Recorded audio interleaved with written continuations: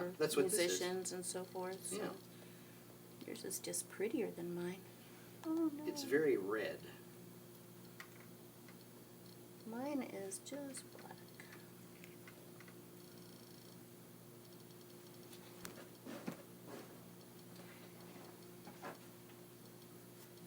So you just want to get this ready as we go into our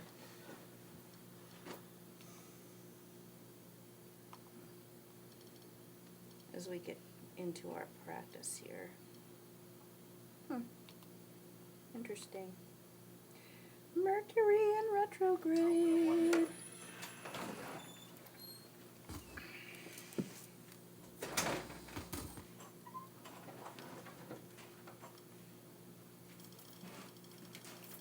Hi, come on in. Oh my gosh, it's so good to see you. I'm going to get started here just really quick as soon as I find my little playlist.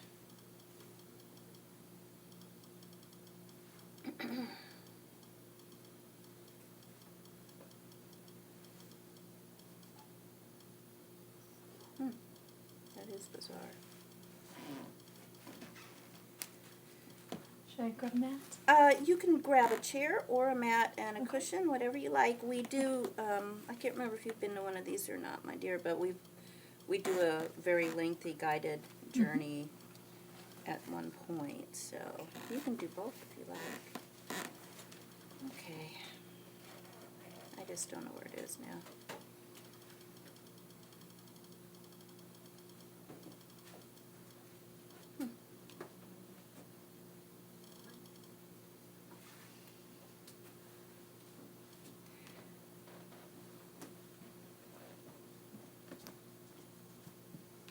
Okay, so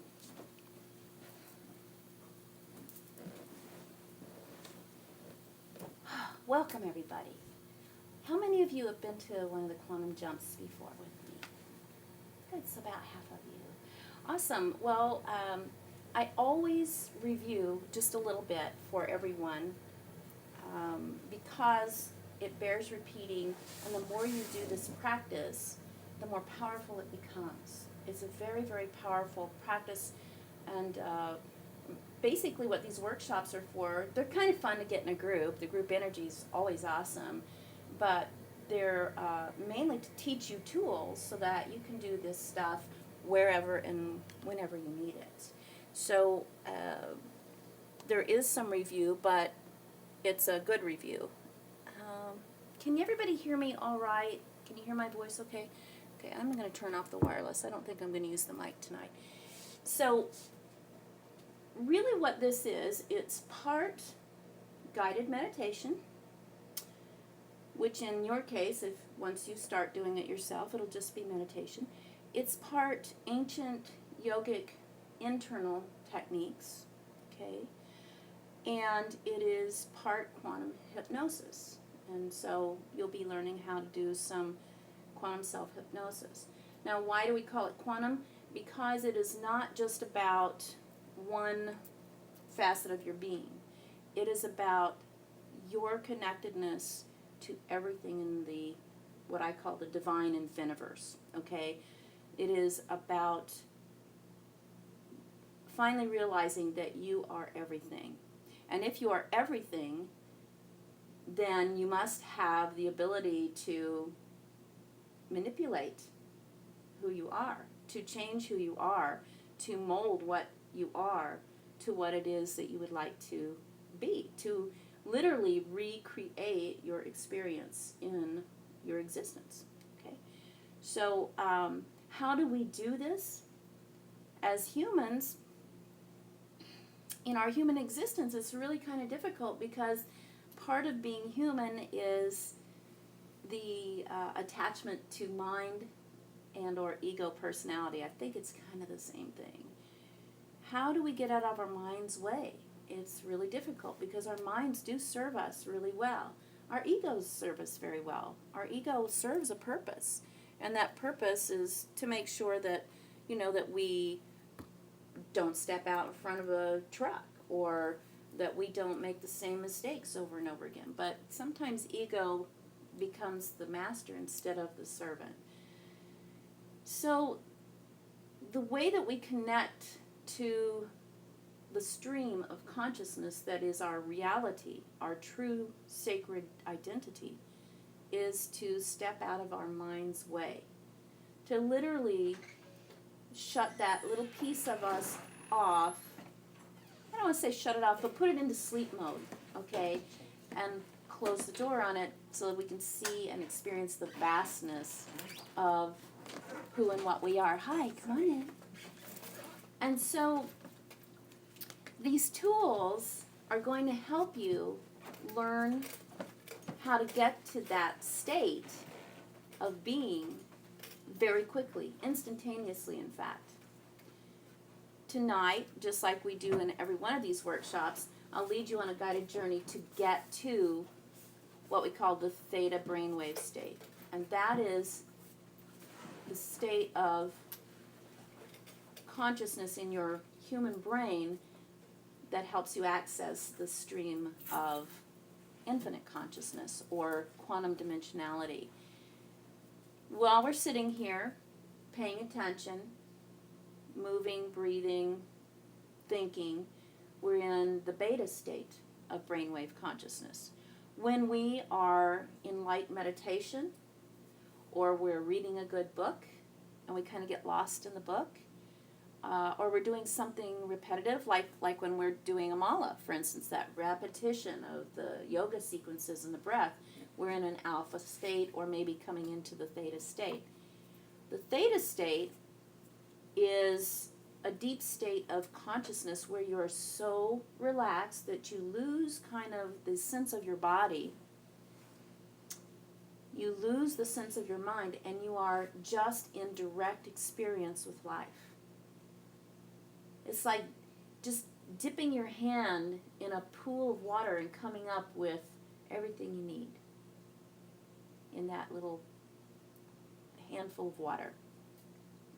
And you can step into the stream any place you like, and it's the right spot. That's the cool thing. I have a teacher who gave a great teaching to me once, and I've kept to it all these years, and I still love it. And because I'm human, I'm still trying to remember it all the time. And the teaching says, circumstances don't matter. Only state of being matters. Only state of being matters. And why is that? Because your state of being, your consciousness, ultimately is what creates matter. Everything that you think about, everything that you focus upon, ultimately materializes in the physical realm. That is what we call karma. If all you're focusing on is, oh, I'm tired of this, and I'm tired of this, and I'm tired of this, guess what's going to materialize? Fatigue. You're going to be tired all the time. So, conversely, that tells me that you're a very powerful creator. Conversely, if you focus on, wow, I can't believe how much energy I have. This is awesome. I have so much energy today. Look how beautiful life is. It rejuvenates me just to be living. Then you're going to have the experience of exuberance, of rejuvenation, of energetic life. So I hope you'll remember that teaching and kind of let it seep into your consciousness right now and throughout your life, and you'll start to develop layers upon layers of understanding of it the deeper you get into this practice. Circumstances don't matter. Whatever's happening around you really doesn't matter. Only your state of being matters. In other words, it's not what's happening out here that matters. It's how you are responding or not responding, reacting maybe, to what's happening that really matters. All this chaos can be happening out here, but if you're just still and observing and accepting everything with compassion and just watching it go by like the stream of life goes by, things start to change. Really, life doesn't change, but your perception of it changes, and so thus your experience changes. So that's what we're here tonight to experience, is just this difference of experience and then playing with how powerful you are. You are all masters of the universe, whether you realize it or not. So, the way we get out of our mind's way is to be still. To be absolutely still, to be very relaxed. And when we get into this theta brainwave state, you're extremely relaxed, but you are hyper-focused. And that seems like a contradiction, but it's not. When you can be so still that nothing is disturbing you, even if there's chaos going around you all over the place, then your focus is very clear. You have this clarity. You have this sense of just knowing that you know what you know, and you can trust that you know what you know is right. The other teaching that I've received, and I'm still trying to get my mind around it as a faulty human, is that you cannot make a mistake. That everything is on purpose. Everything is on purpose, and it is what you set in motion for your purpose, whether you like it or not. Let's face it, most of the time in our day-to-day lives, we are pretty unconscious. We're on automatic pilot, aren't we?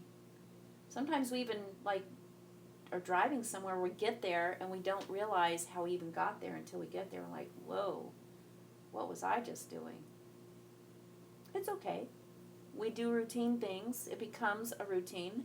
And, that part of our little brain's computer just, makes sure that it gets done and we're off daydreaming or doing something else.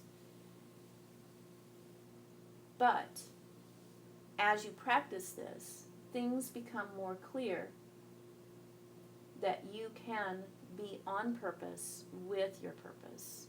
You can consciously decide where you want to go next.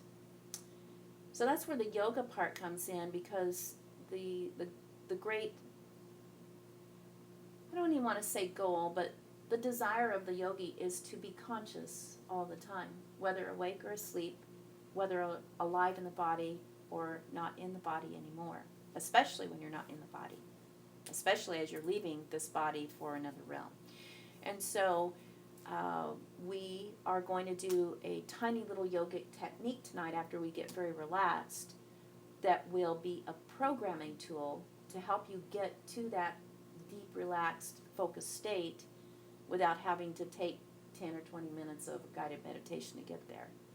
And the cool thing about this little yogic trick is that you can do this, apply it anywhere at any time, even if you're driving a car, even if you're operating heavy machinery, even if you're in the middle of a big fight with somebody, and shift your consciousness and become that master of the universe that you really are.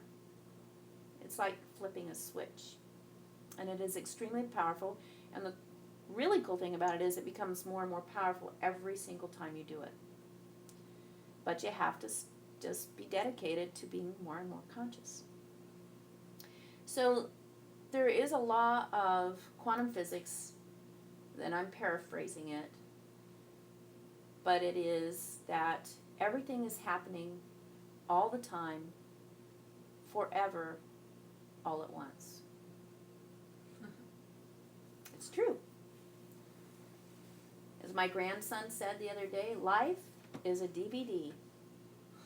You put it in, you can fast forward, you can reverse it, you can stop it, you can pause it, and you can fast forward again and go to the same spot over and over and over again, and everybody in the movie is doing the same thing and saying the same thing exactly the same as they did it before. Why is that? Because there is a stream that has been recorded on that media that never wavers, and it always exists in that fashion. And you can always go back and forth and hit those things, and over again, they happen the same way. So if you can get your mind around that, or at least make the attempt to, then I'm going to pile on another thought bomb, and that is that there are an infinite number of creations, i.e., an infinite number of each of you and of me. And we are all the infinite numbers of us are happening all at once, all the time, forever. Now, you don't have to believe this, but I have a great friend who's a sage who says belief is not required. Because life just is life, and life's going to do what life's going to do, whether you believe it or not. This isn't so much a spiritual concept as we are now being able to prove this in quantum science. So, if this theory is true, that everything is happening all the time, forever, all at once, and that there are an infinite amount of Debz Shaktis out there, and Kirks, and Lindas, and Jills, and Rays, Amandas, and we're all doing our thing. We're all creating. We're all doing things maybe even just a slightly different way, and some of our infinite possibilities are doing things much differently, maybe aren't even physical. Then what's to keep us from visiting with these other cells, we call them quantum twins, these other yous, and gaining information, receiving gifts, sharing feelings, connecting? There's nothing that separates you from anything. All you have to do is access the stream.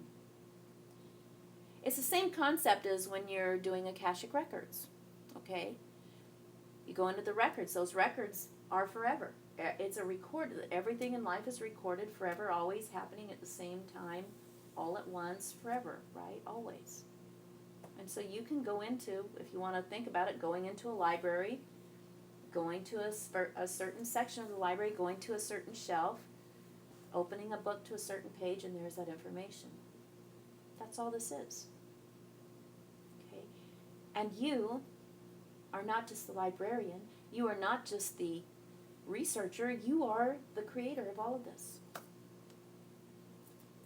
That's a big responsibility. So some people don't want to believe in that. But again, belief is not required. Just try it out. It's a really fun tool to play with. Don't want to step on anybody's belief system. So I think this works with everybody's belief system if you just keep an open mind. So we will do a guided journey to get really relaxed. And the first thing that we're going to do tonight, we've left it open-ended tonight. Sometimes we have a theme.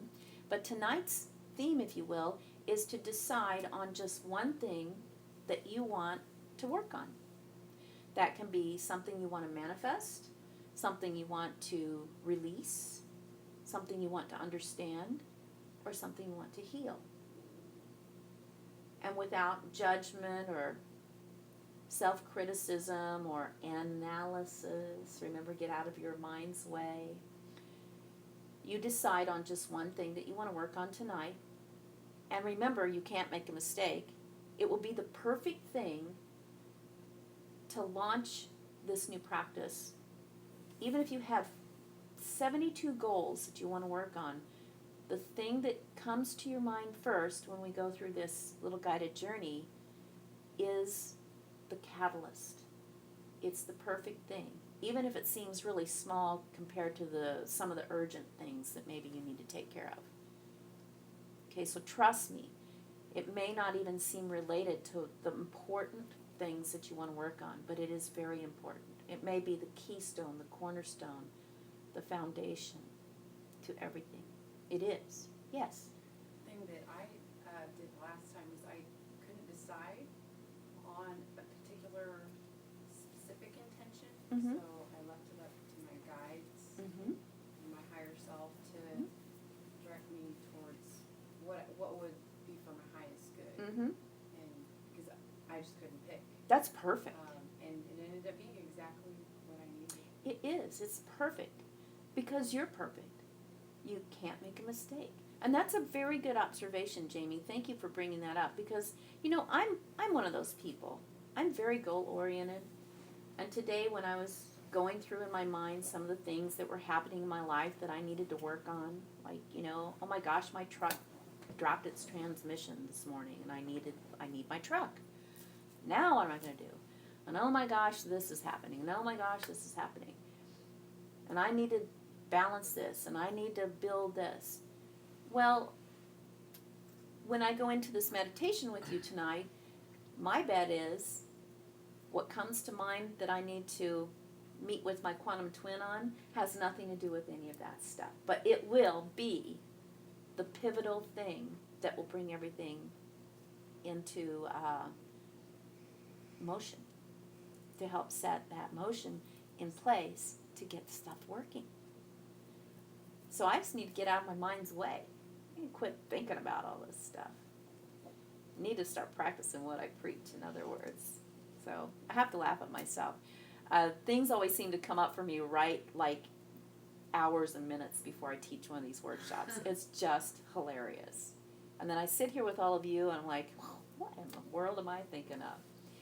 So it's a good point that Jamie brings. If in this guided journey you can't really decide, just decide to let yourself visit the dimensional reality where your quantum twin exists, who has the perfect tool for you, the perfect energy for you. Now, I know I'm dumping a lot of stuff on some of you who haven't had this experience yet. So before we go on, is any of this stuff confusing? Do you need more explanation before we move forward? And don't be afraid to ask questions. This is a conversation. It's not a monologue. Yes? What's the quantum twin? Okay, the quantum twin, I think you may have walked in when we were discussing that. Sorry. No, it's okay. It's absolutely fine. Remember, everything's perfect. Can't make a mistake. Probably so that you would ask this question, because there's probably somebody else in this room who's not quite sure about what it means. And so you had to ask the question. What we were saying is everything exists all at once, forever, all the time. Okay? And that in quantum science, we're beginning to understand, ancient yogis and other spiritual cultures have always believed this, but we're a little behind over here. We're beginning to understand that there are an infinite number of everything in creation, in all the infinite dimensions of being. So there are an infinite number of yous existing. And the way, it's really hard to conceptualize that. Well, where does all this fit, Well, the universe is really big. And in fact, if you think about it, if you know anything about science, what seems solid like this body is 99.9999999 on to ad infinitum empty space, or it seems so. There is a huge, vast universe surrounding every atom in your body. In fact, every atom in your body is a vast universe filled with infinite things going on that we don't even know about yet. So in all this space, in all the dimensions, there are an infinite number of yous, your quantum twins. They have a certain signature, even though we as a collective are all part of a larger organism or entity, if you would. You'll call it the cosmic beloved or God or the divine or the higher self or the big me or whatever. We are like the cells in one body. Here's one body. I have trillions of cells in my body. They all work harmoniously, hopefully, to keep this looking like this and working like this and doing certain things. But each cell kind of has a specific signature function. The heart cells all work to make up the heart. So they kind of have a signature. But yet they are still all the cells of my body. So that's like your quantum twins. They have a signature of you.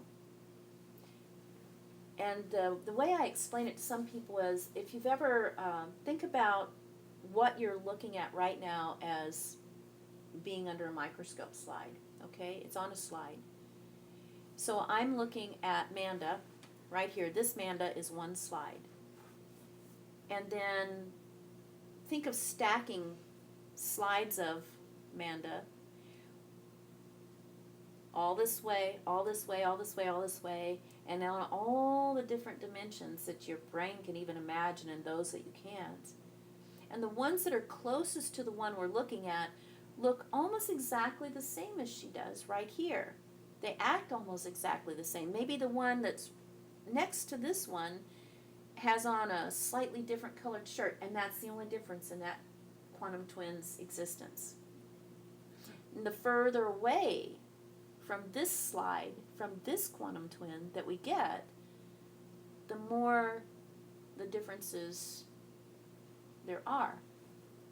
So there are quantum twins of Manda way out here maybe who have learned how to fly at will with no outward propulsion. Maybe there are a few quantum twins of Manda way deep inside another dimension who aren't even physical anymore. Maybe there are quantum twins right next to her, overlapping this one, who kind of look like her, but who have learned how to manipulate space or time or manifest abundance at will or heal. Okay, so you have an infinite amount of quantum twins, and each one has gifts to share and information to share, just like you have information and gifts to share with them. And we're doing it all the time, whether you know it consciously or not. Part of this practice is to become conscious of the fact that you are interacting with yourself all the time. To be conscious of it, to recognize it, and to be more focused on that, I think helps us to be more masterful in this life. So what we do with this practice is we learn how to go to this deep theta brainwave state instantaneously, which, by the way, is also the healing state. So if you have healing that needs to be done, it starts to happen just because you're not resisting anything. Your mind isn't trying to control everything. So healing happens. Joy seems to always happen. I dare say that love always happens. I can't remember a time when I've taught one of these workshops or done a quantum jump with myself where I didn't leave that practice feeling absolutely deeply loved and in love. And here's the cool thing, it's with yourself. And when you can love yourself that deeply, you're in love with the whole world. You can be in love with others. You can be in love with the unlovable.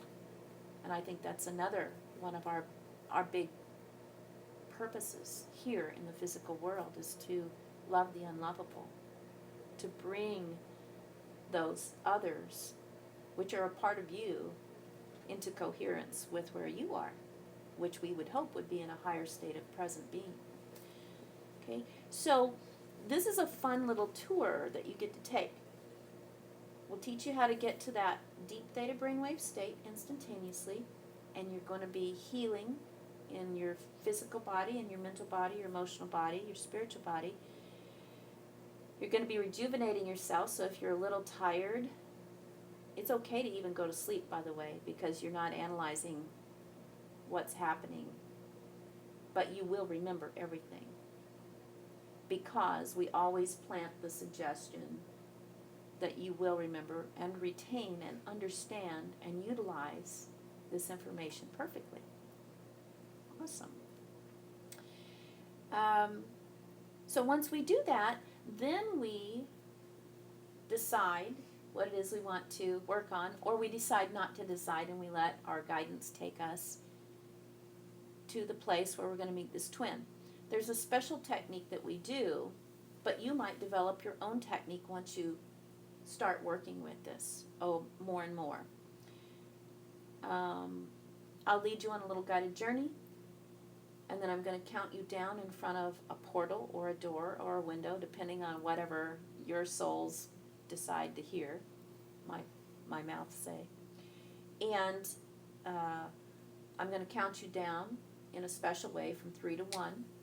And at the last numeral, you're going to literally jump through that portal, and you're going to instantaneously land in the dimensional plane where the perfect quantum twin that has that perfect information or energy resides. And you're going to first observe the twin living in the way that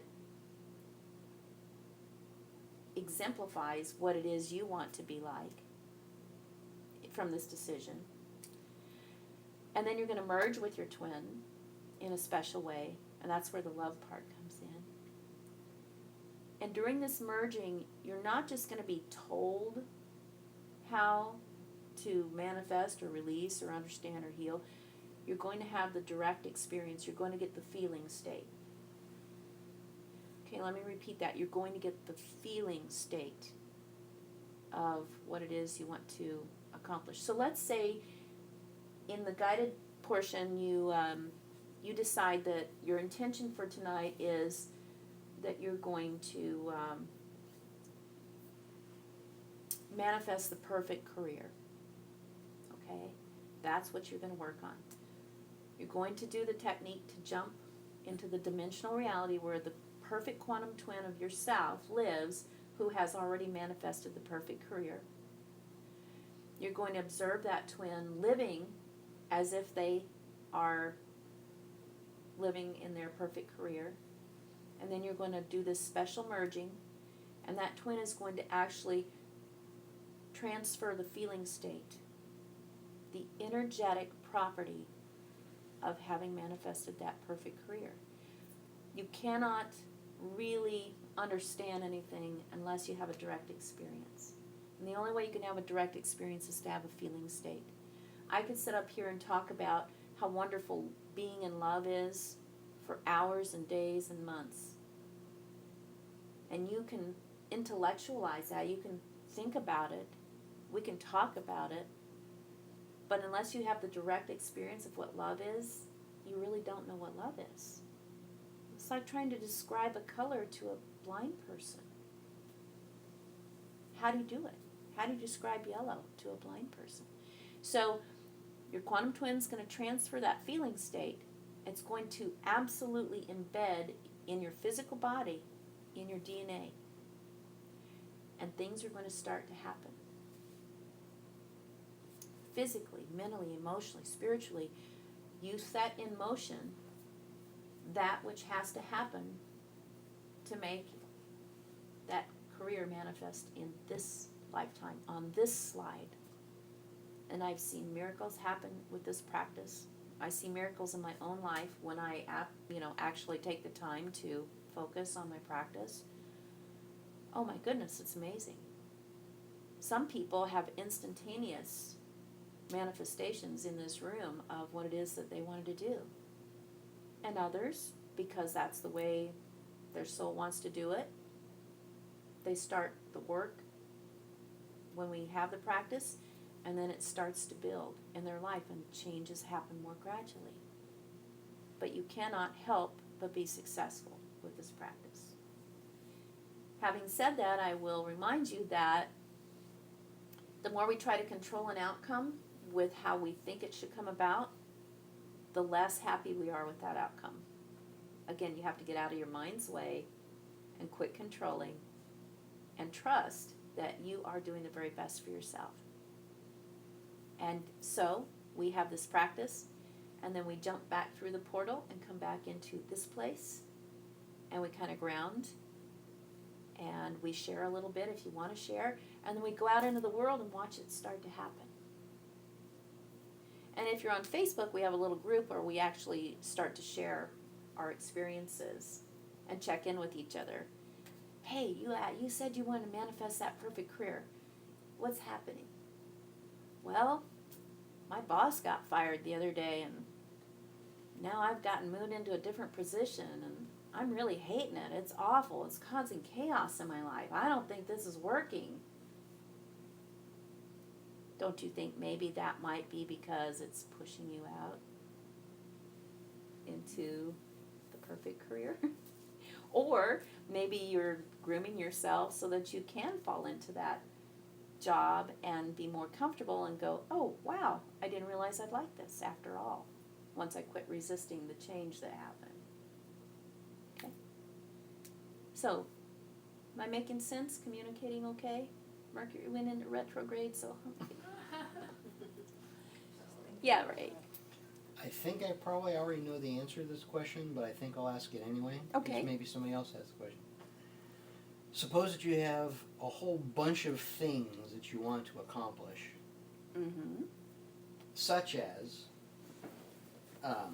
cleaning the house, learning how to make a greenhouse, learning how to garden organically, write a book, write music, change your career from mundane stuff to more spiritual stuff. You've got all these things that you want to accomplish and work on, and also have the time to work on it all.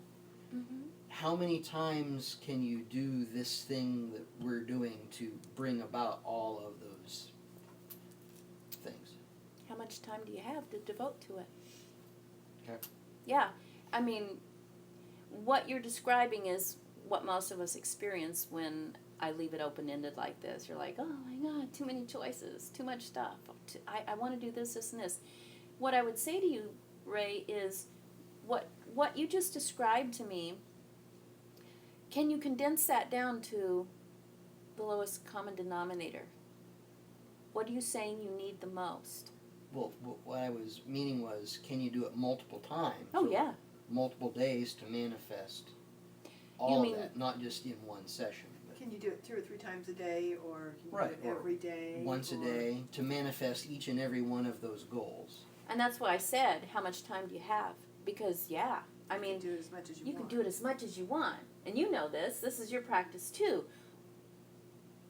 You don't have to take 2 hours to do this. This workshop is 2 hours long just because it takes a while to describe it and then to give you a guided journey to get to that place where you can instantaneously get to the brainwave state.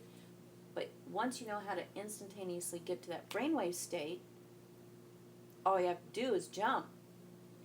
You just say what it is you want, you jump, and then you take a, couple minutes to, or however long you like, because it's a pleasant experience. Maybe do it on your lunch break, I'm just thinking that. Coffee break. You're just like in my head all the time, Linda. Maybe you do it while you're doing something mundane or seemingly mundane, like washing the dishes. If you don't have a dishwasher, I don't have a dishwasher, so I do it while I'm washing dishes. Or weeding the garden. Or doing, how about this? You're doing it while you're actually moving forward to making some of this stuff happen. You want to garden organically, so you start by growing a few herbs in a pot. Well, while you're tending these herbs, you could get into that theta state and visit a twin that has 3 acres of beautiful organic garden and feeds their whole family or feeds their city or whatever. You can do it as often as you like, and the more you do it, the more experienced you become, the more powerful it becomes, and the more satisfying it becomes. You can start with something small just for fun. I need to make enough money to fix my transmission. Do I really? Is that the lowest common denominator of my need in that particular area of my life? Or can I just set the intention that something's going to happen, that my truck is going to run perfectly again? So Or that's that- actually... Or that you have transportation. Or that I have transportation. Exactly. Do you see where I'm going? And Or a Cassie, new do you see truck. where I'm going? So this actually did occur, your actual Yeah, transmission? that actually did happen today as we were backing out That of was the not a driveway to joke or go an example. get mulch for a project that we're working on. Go figure. It just stopped. So we're like, oh well, it's an old truck, whatever. We just laughed and called them and said, hey, we'll pay the delivery fee. But but it's a little frustrating. You're like, dang it. We had all these plans, because we're planners and we have all these goals for the day. And so guess what happened? That happened because my phone broke. and I had to get a new phone, and I didn't know, but just FYI, you guys, it takes about 5 hours to get a new phone. So it's awful. So it's like buying a new car. So if I had gone and done all that stuff with the truck today, you know, getting the mulch and shoveling it and going and getting more and shoveling it and all that, and hadn't checked my phone till right before I came here, I wouldn't be broadcasting this to the people who want to be seeing the broadcast because I wouldn't have a phone that works. So that might be going along with something that I tried to manifest a few quantum jumps ago, which was no matter what's going on in my life, whenever I sit to teach, everything falls into place for me and the people who are in attendance. Looks like it's working pretty well for me. It's just not working the way I would have planned it to work. So I need to get out of my mind's way. And when you get out of your mind's way, you're a lot happier too. You're more free. Wouldn't you like to live as a free and powerful master of the universe instead of a, little human victim? I don't know why we ever talked ourselves into that kind of a personality, but, we're breaking out of it. I think we're doing a pretty good job. The people who come here are really good at it, so. Any other questions before we move on? Okay, so the guided portion, often, and if you're getting uncomfortable sitting on the floor, please do. Just open up one of the chairs. You can do this sitting in a chair with your feet on a cushion even. Or you can get a yoga mat, you can lay down, you can have cushions all around you. There are blankets. If you need more blankets, I've got some in the other room. We're going to get comfortable. And before we go into this guided portion, I would invite you all, if you feel like you need to use the restroom, to do that, okay? Or if you need to get some water, which I'm going to get a little bit of water, do that, okay?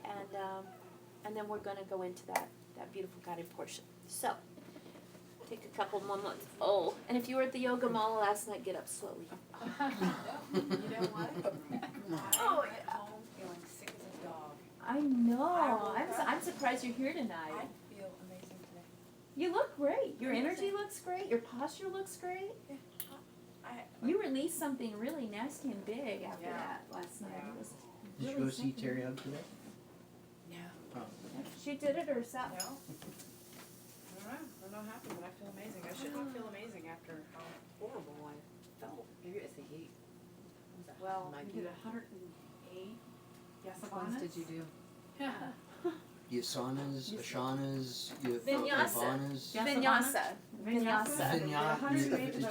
It's one of The those very last asanas. one that we did, when I went ready, the very last one where I was getting ready to come down like this, when I was here, coming down, I was starting to lose consciousness on the very last one.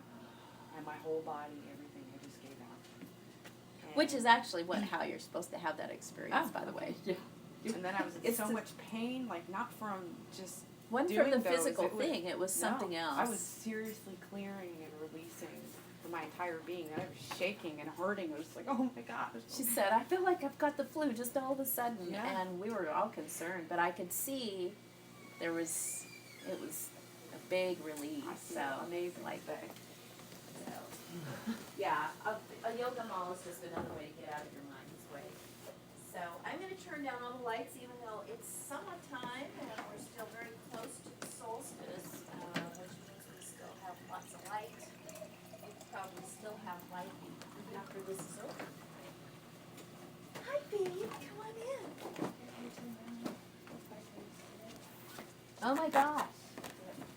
You'll probably get really comfortable really quick. Yeah. Awesome. I'm so tired.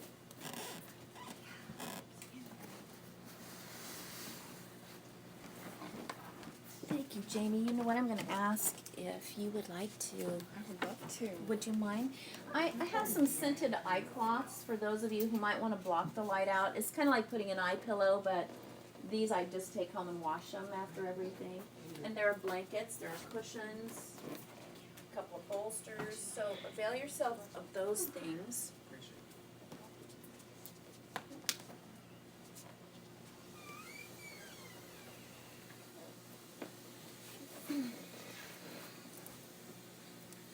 Make lots of space for yourself.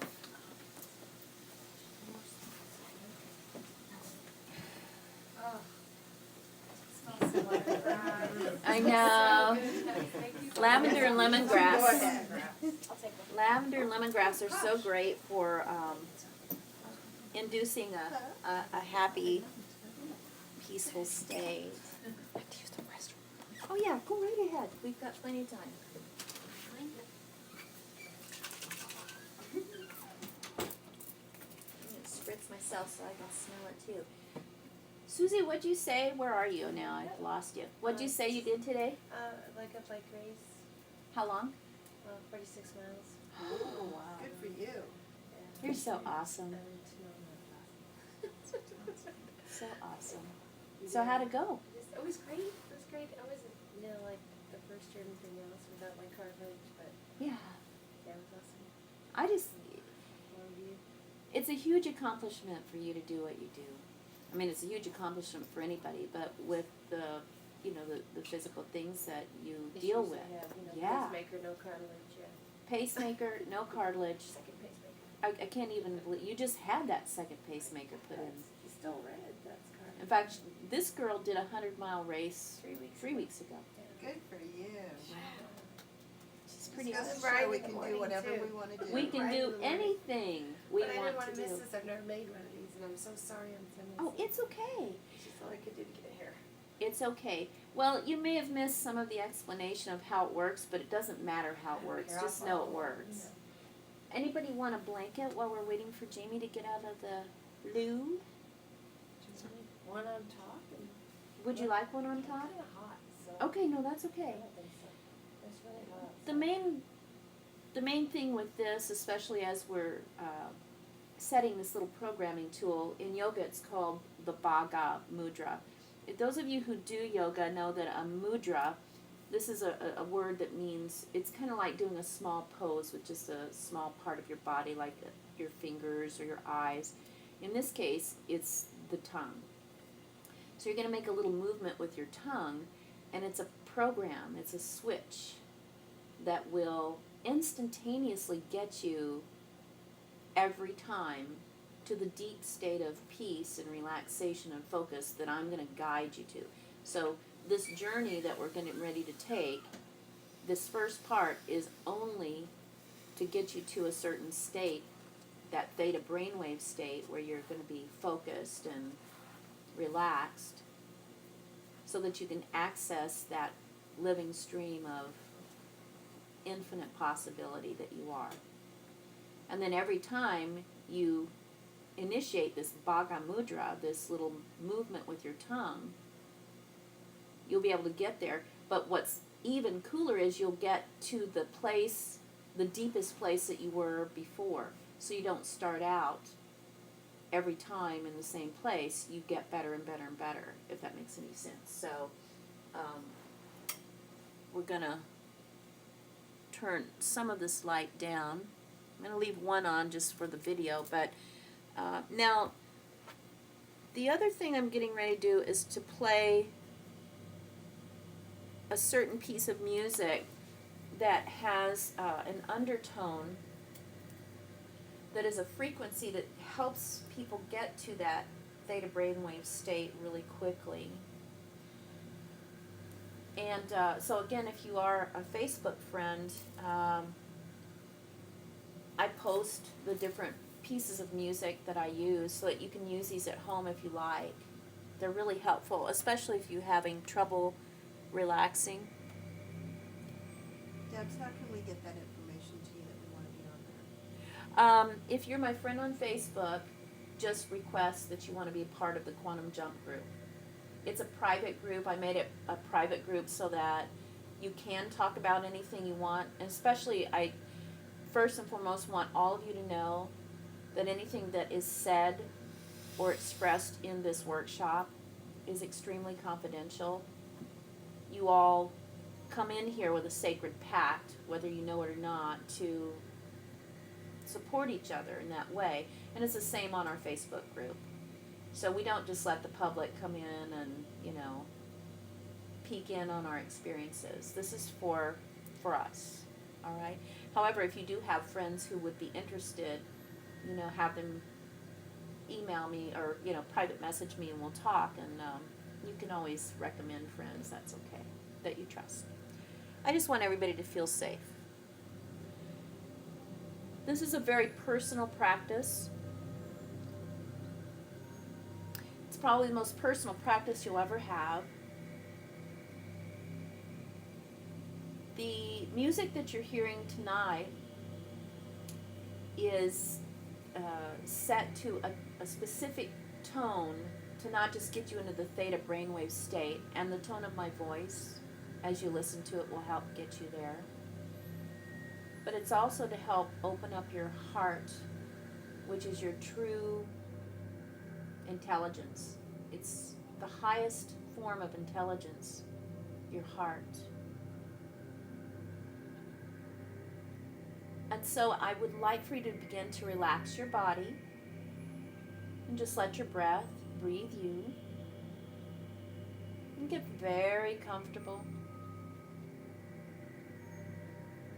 Just allow yourself to sink into the floor.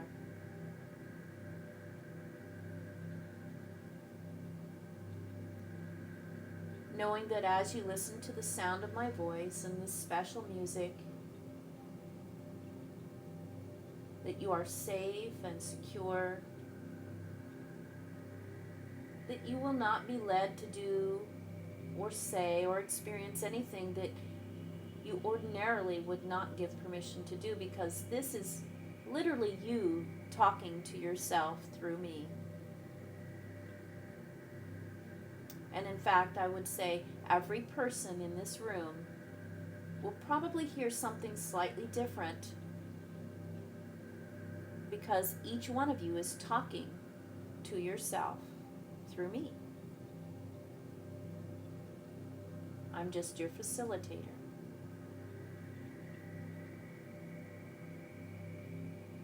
So allow yourself to relax from the top of your head to the tips of your toes.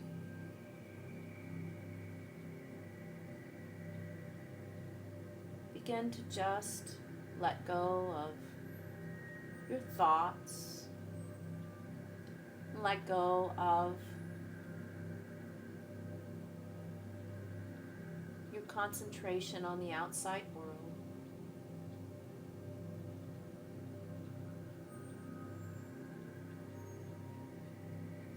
And as you do, your body becomes more and more relaxed. Your mind becomes calm. It feels pleasant to just allow yourself this time to be at peace, to be free.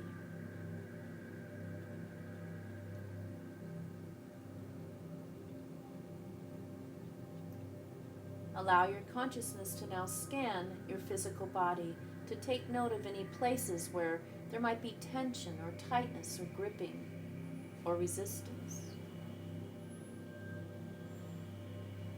And allow warm, relaxing peace to flow to those areas, releasing them, relaxing them, helping them to let go. It's all right, you're safe. Give yourself permission to let completely go. Your body will continue to function perfectly as you take this journey. And in fact, I dare say it will be functioning more perfectly during and after this journey than it did before. If there's any healing that needs to be brought in, it will be happening.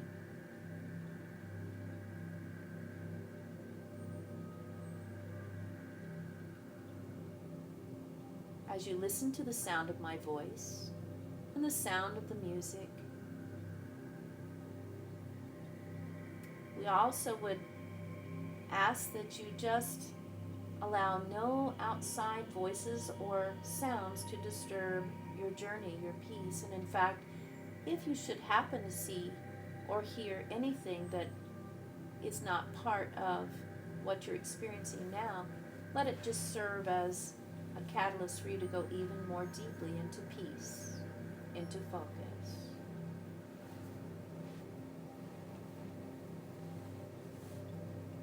Allow your body to fall into the most comfortable position it can be in, and then let go. Jaws relaxed, shoulders relaxed, forehead released, elbows, wrists, knees, and ankles very relaxed, your hips, your back, your neck,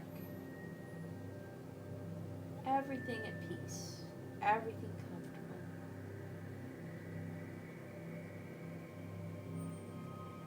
Your heart begins to warm and expand.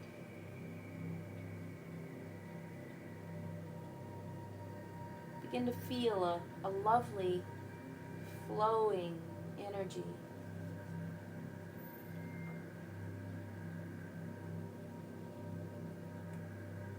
It's moving through every part of your body and your mind.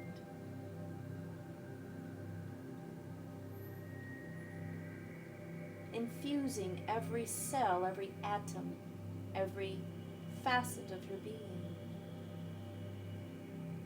You may experience this as a tingling or a rush. You may experience it as a deeper phase of peace, a lightness of being.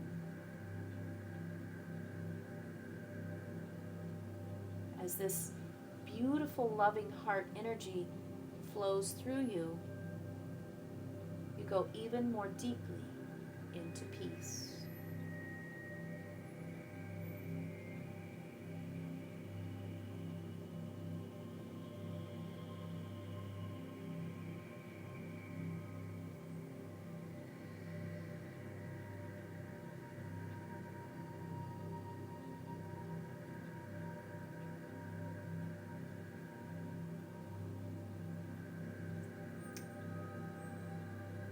Now continuing to just listen to the sound of my voice, to relax and to allow yourself to let completely go. I'm going to deepen this experience by counting you down from 10 to 1. And with each number that I speak out loud, you will go into an even more deeply relaxed state, 100 times more deeply relaxed than you were before I said the number. And so we begin. 10, going deeper. 9, very relaxed. 8, so peaceful. 7, feeling more safe and secure than you've ever felt before.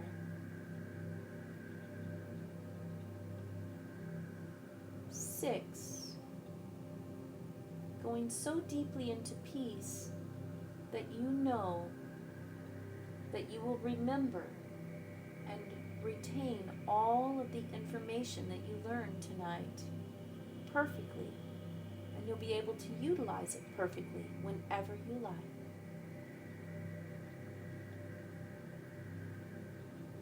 5, floating, weightless. 4, drifting, like a cloud, like a feather. Nothing to do, nowhere to go, just being. 3, releasing all doubt, releasing any blocks to your true belief that you have infinite and unlimited possibility. 2, beginning to come into perfect coherence with your loving and intelligent heart. And 1, in perfect coherence with your loving and intelligent heart, you are now able to be guided to that deepest state of conscious self-awareness, the theta brainwave state.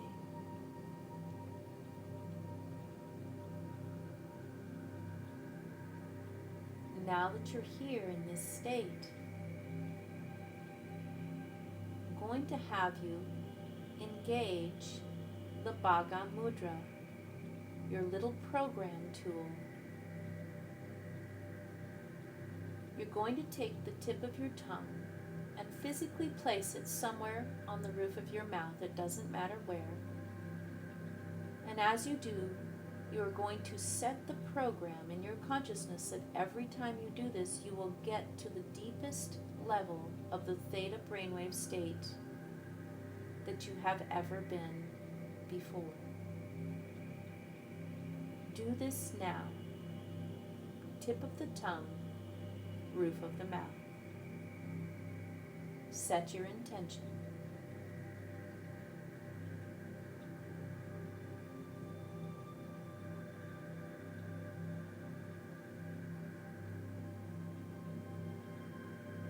Once you've set your intention, release the Bhaga Mudra and relax. And know that it is so. That any time you engage the Bhaga Mudra, you will go to the deepest level that you've ever been. You'll be able to instantly access the living stream of consciousness that is life.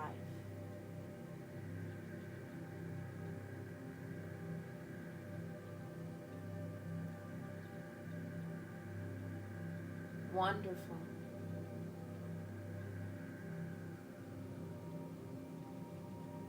Revel in how beautiful it feels to just be, without thought and without form.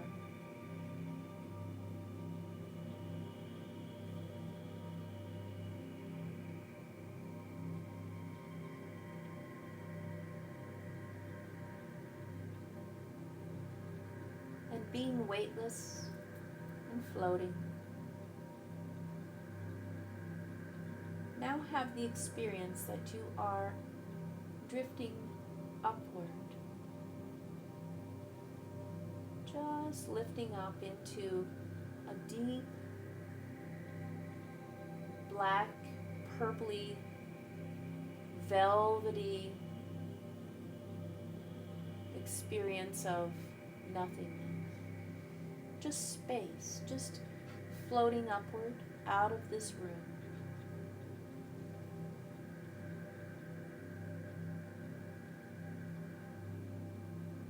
And then experience this floating state as if you were moving through a very long crystal tunnel through space, perfectly safe, perfectly peaceful, very comfortable. And all around you in this beautiful crystal tunnel, below you and beside you and above you, all you see are the infinite universes that exist, the dimensions of being. You see little points of light that might be not just one star, but an entire universe. And as you float down this beautiful crystal tunnel, enjoying this view, you become even more relaxed, more peaceful, more absolutely in a state of joyful bliss.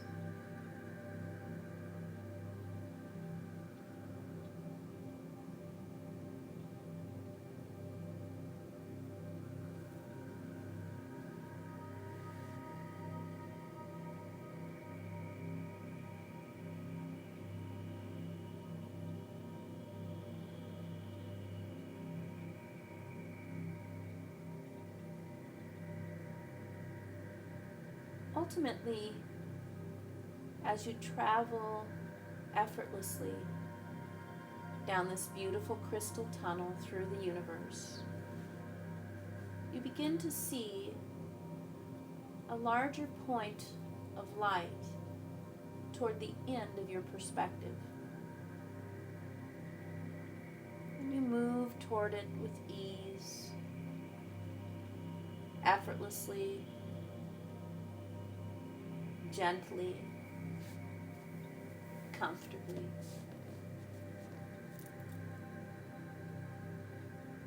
Maybe with even a little tinge of excitement. Until ultimately you are floating right in front of a portal.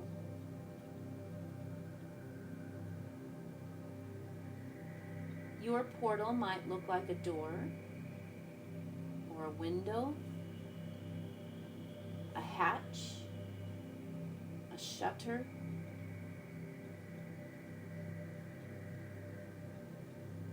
Notice what it looks like, what your portal to the infinite possibilities. Just notice what it looks like.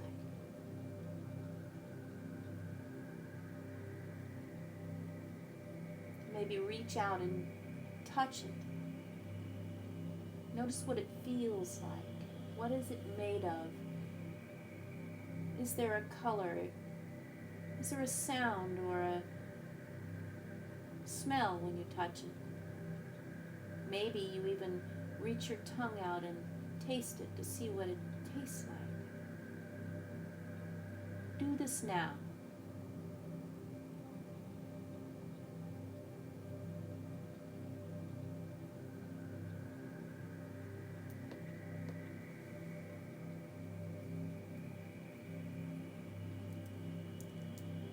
Wonderful.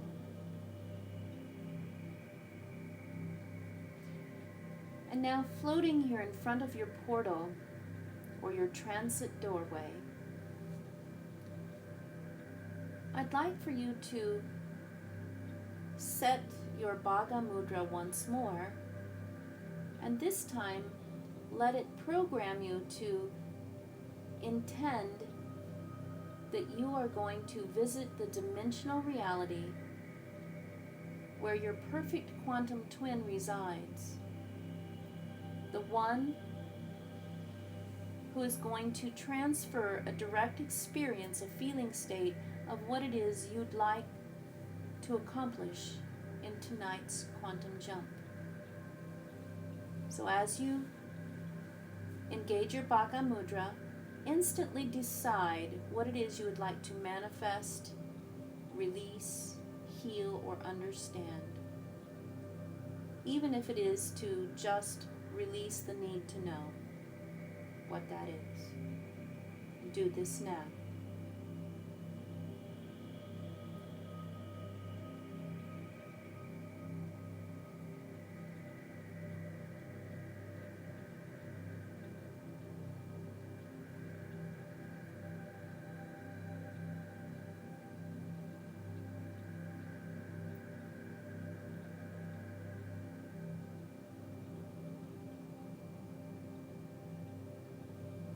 You can release your Bhaga Mudra, and I will count you down from 3 to 1 in a special fashion.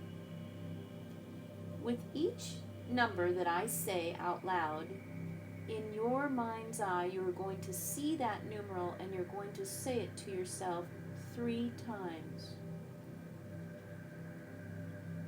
I'll begin with the number 3 and I will end with the number 1, and at the end of your saying and seeing the number 1 3 times, your portal will open and you will instantly jump out into the divine infiniverse, and you will land in the dimensional plane where that perfect quantum twin that you want to visit resides.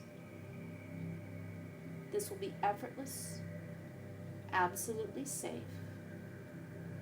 and very pleasant experience.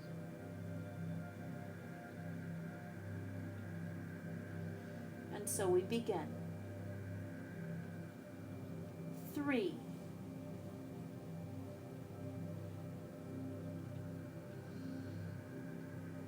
2.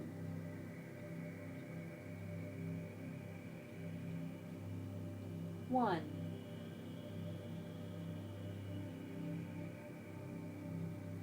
Make your jump.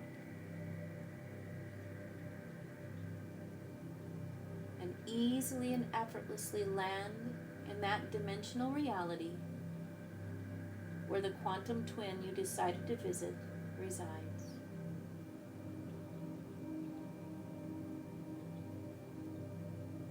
As you land, take a look at your hands or your feet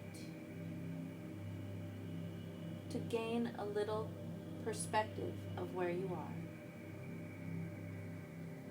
to help ground you in this new dimensional reality, this new plane of being. Know that whatever your experience is here is perfect for you, and it may not be what others describe, or it may not be what you have experienced before if you are a person who has jumped in other times. Some people have only experienced blackness, and yet that is the perfect experience for them. So, release any doubts and trust that your experience is just right. And if you can see your hands or feet, begin to look around and observe your surroundings. Again, without analysis or criticism, just take it in. And use all of your senses. Are there colors? Are there sounds? Are there smells or tastes or feelings? Sensations? Do this now.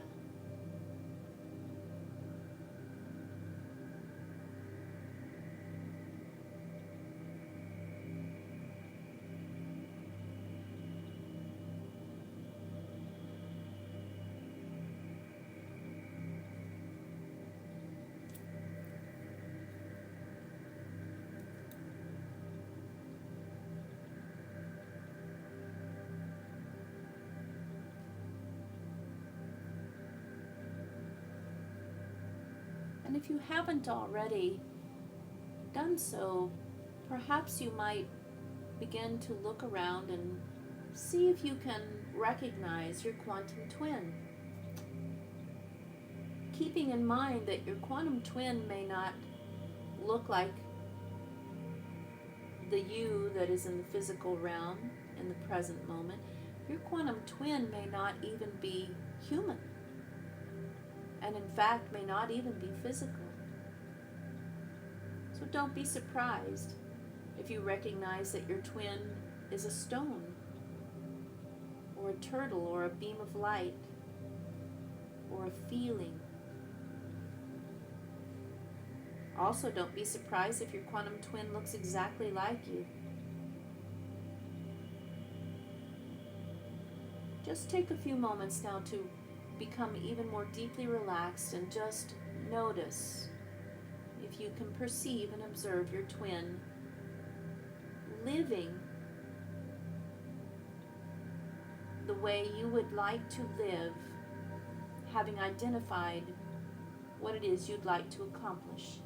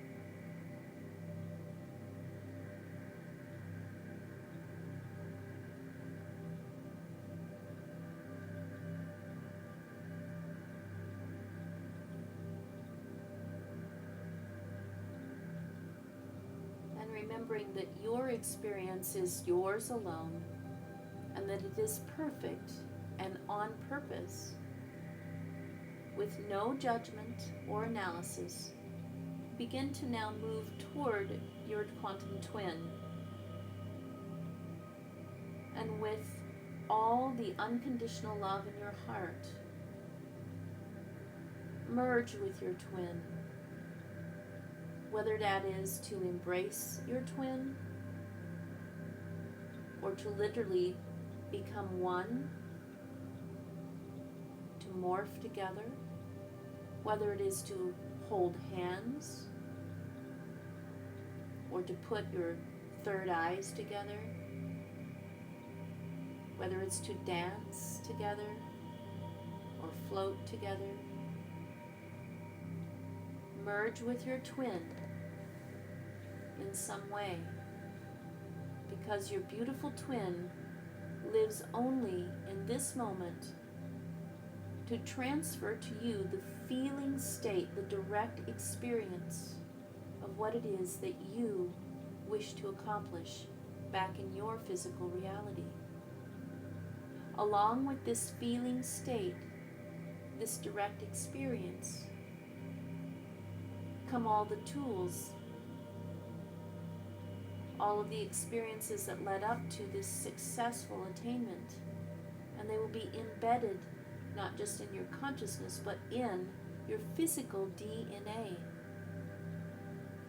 And so your body and your mind and your environment will begin to conspire to make this goal a reality, a materialization in your present physical life. And so, merge with your twin and give yourself permission to receive.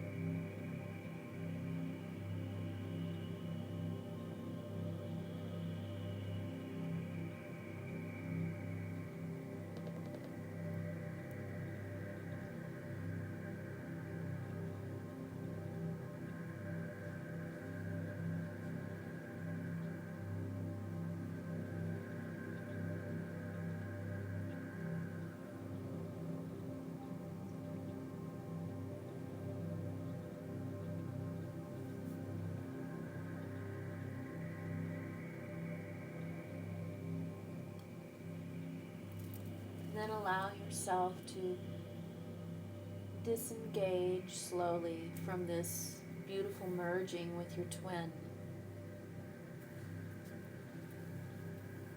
And just move back away. And gazing at your twin as your twin gazes at you. And without any forethought, judgment, or analysis, reach into your heart and retrieve the perfect gift to give to your quantum twin in appreciation and gratitude for the gift that they gave you. See your twin accept your gift with great joy, with tremendous love. And then you bow to your twin and say thank you as your twin bows to you and says thank you. You effortlessly turn towards the portal, towards the transit doorway, and floating effortlessly there, I will count you back up from 1 to 3 in the manner that we did before, seeing and saying those numerals to yourself 3 times. And at the end of the 3rd numeral 3, your portal will open and you will jump effortlessly back through time, space, and reality to the present physical dimension where your human body mind resides. Easily and effortlessly, quickly and quietly. And so we begin. 1, 2,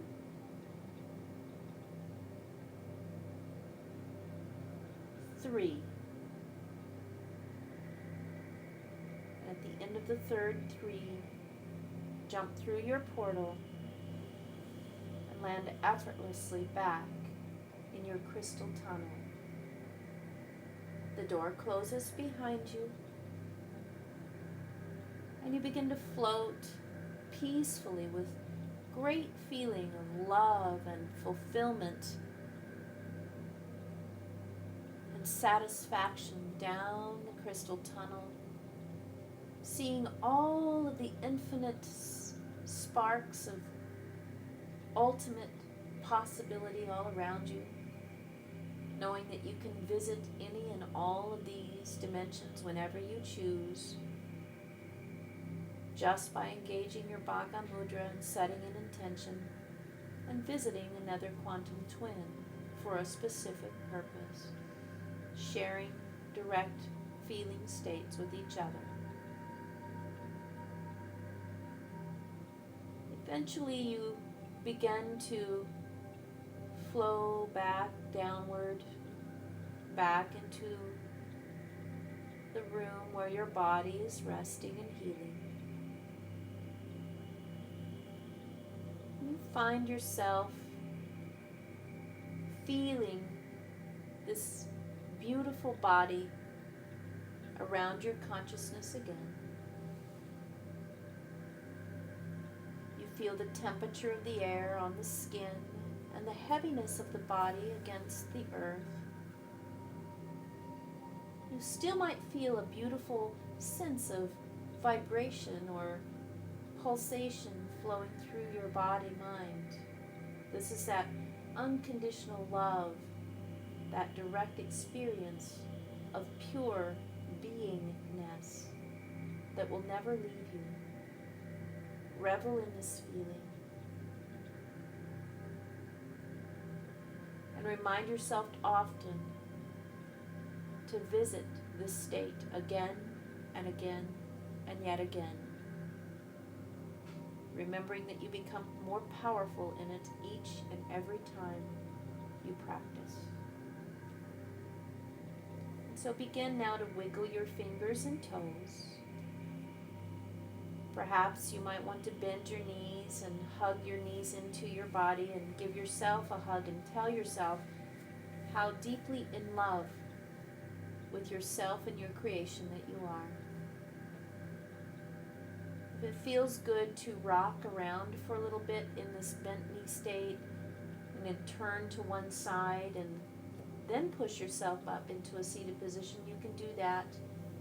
Just take all the time you need to transition back into a fully awakened state where we will now ground back into this current reality and utilizing all of our gifts for the greatest and the most harmonious good.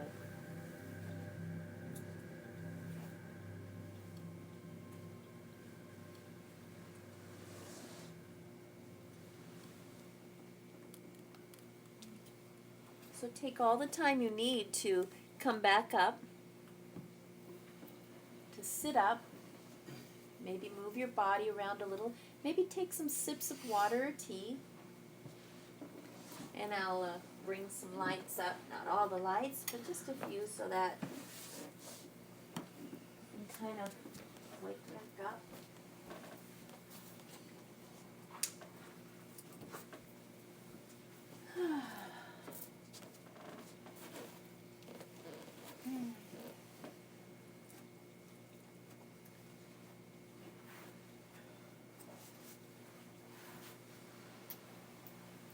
Once you come into a seated position, I'd really like for you to feel your body against whatever it is you're sitting on. Just really feel the earth beneath you.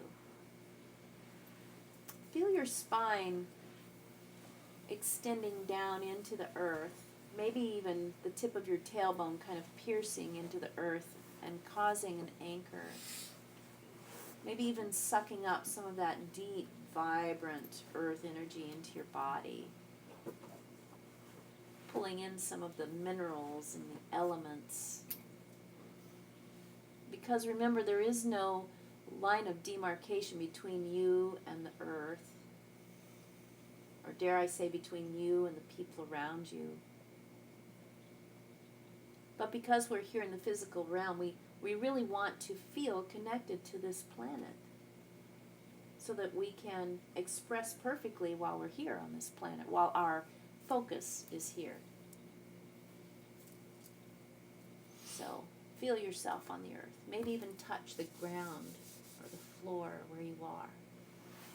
Feel your skin. And if you're feeling really spacey, before you leave this room, after we talk a little, it's a good idea to do some math in your head. Or to say the preamble to the Constitution in your head, if anybody even remembers that. Just trying will bring you right back into the beta brainwave state. And then you can drive safely, not get a ticket on the way home. Okay, so we're back. Know that it's absolutely fine to maintain sacred silence after this journey if you feel like you want to do that, and no one's going to judge you for that.